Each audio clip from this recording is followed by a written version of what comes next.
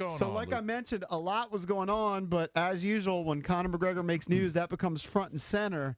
Can you fill us in on why he threw a dolly at a bus?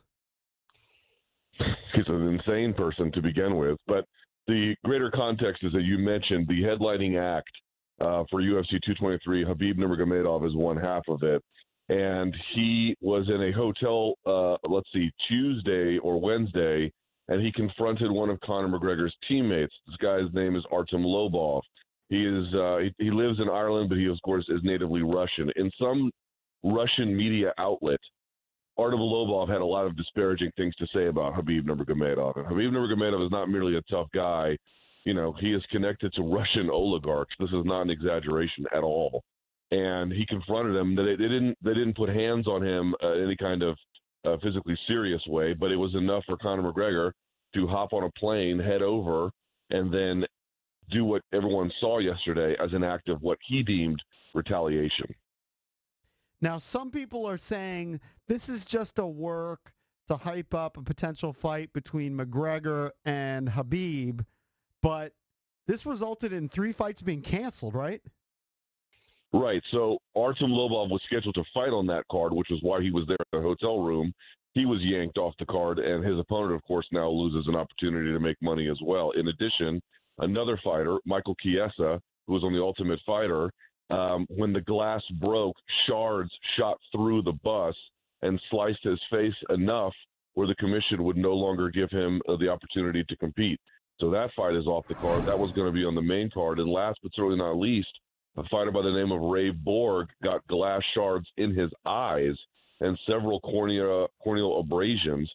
The commission also will not let him compete. This notion, I saw Jalen Rose say this so irresponsibly on ESPN, that this was some kind of a setup, is absurd. Is totally absurd. This is very much real. It's insane, but it's real. Yeah, I saw Dana White yesterday. His initial response is maybe Conor's on drugs. How do you see him? You just see him as kind of just a raging lunatic? Look, let's be clear about this. I am in no way qualified to make any kind of assessment about whether he is or isn't on drugs. However, I can tell you that if you're curious, there is a ton of speculation inside the community and belief by many that he is. And that's really the most I can say about it. Whether he was yesterday, God only knows. But trust me, you hear lots and lots of rumors. Has he still been training? The one thing I'll tell you as a pretty casual fan of both MMA and boxing, one thing that I liked about the mystique of Conor McGregor was he seemed to be a guy who would fight on short notice. He was all about fighting. He kind of had this Bruce Lee mentality, part of the reason he wanted to dabble in boxing beyond making money. And I really thought that he was going to get back in the UFC, fight 3 or 4 times, because that's what he was, a fighter. And he's been away from the sport for so long. What the hell is going on?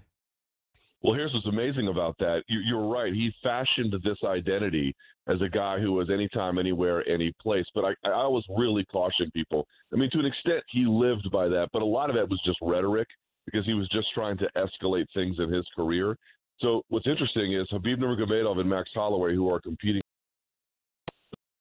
for the official UFC lightweight title, because McGregor is going to be stripped because he hasn't defended his title in over 500 days.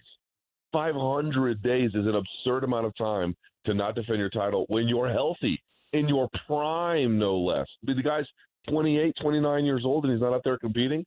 I think once the paycheck started getting bigger and bigger and bigger and bigger, which, you know, he earned them fair and square, his priorities began to change. And now you're seeing a guy who literally may never fight again. And the irony of this, what went down, is just a day or two. I don't know if he tweeted it, talked about it, whatever, but I saw it. He said Conor will fight again this year. Right, and he said he was looking forward to having him in Brooklyn. Oops. Careful what you wish for. I really don't know. I hear a lot of back and forth about this, that he has amassed enough of a wealth and war chest that he doesn't need to compete anymore. I'm of the belief that his spending is probably, call it irresponsible would be a charitable way to describe it. I mean, he literally would get these $20 million checks, and he justified blowing through them by saying, well, I'll just get another $20 million check for the next fight. I mean, that's just paycheck to paycheck living, only at the high end of the food chain, but it's still the same thing. That he did amass, obviously, a considerable amount of wealth fighting Floyd Mayweather, but you should see how he spends it. You know, he doesn't roll around in anything that's not absolute supreme luxury at all times. So you would think by necessity they might have to get him back. Because you asked, is he training? He is training a little bit from what I understand. It's not that he's completely out of the gym, but nowhere close to fight shape. And obviously with these other distractions, along with, with the opportunities his wealth and youth afford him, he's not exactly focused on the prize.